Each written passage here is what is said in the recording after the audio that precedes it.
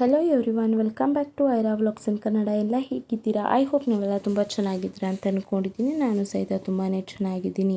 ಸ್ಯಾಂಡಲ್ವುಡ್ನ star ನಟ ದುನಿಯಾ ವಿಜಯ್ ಅವರ ಪುತ್ರಿ ಮೋನಿಶಾ ಕನ್ನಡ ಚಿತ್ರರಂಗಕ್ಕೆ ಕಾಲಿಡಲು ಮೋನಿಶಾ ಸಜ್ಜಾಗಿದ್ದಾರೆ.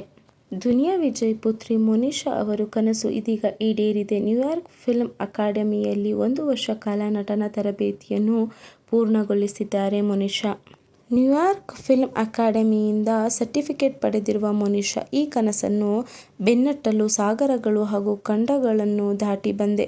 ನಟನೆಯನ್ನು ಗೌರವಿಸಲು ನಾನು ಹೆಚ್ಚು ಕಲಿಯಲು ಸಿದ್ಧನಿದ್ದೇನೆ.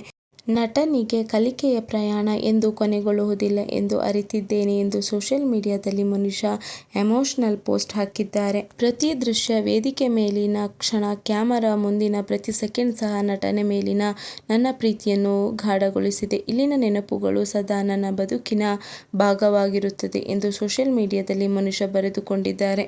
ರೀಲ್ ಮತ್ತು ರಿಯಲ್ ಪ್ರಪಂಚಕ್ಕೆ ನಾನು ಸಿದ್ಧ ಅಂತ ಮೋನಿಶಾ ಪೋಸ್ಟ್ ಮಾಡಿದ್ದಾರೆ. ಚಿತ್ರರಂಗಕ್ಕೆ ಕಾಲಿಡುವ ಮುನ್ನ ಪ್ರತಿಷ್ಠಿತ ನ್ಯೂಯಾರ್ಕ್ ಫಿಲ್ಮ್ ಅಕಾಡೆಮಿಯಿಂದ ಆಕ್ಟಿಂಗ್ ಕಲಿತು ಸರ್ವಸಿದ್ಧರಾಗಿದ್ದಾರೆ ಮೋನಿಶಾ.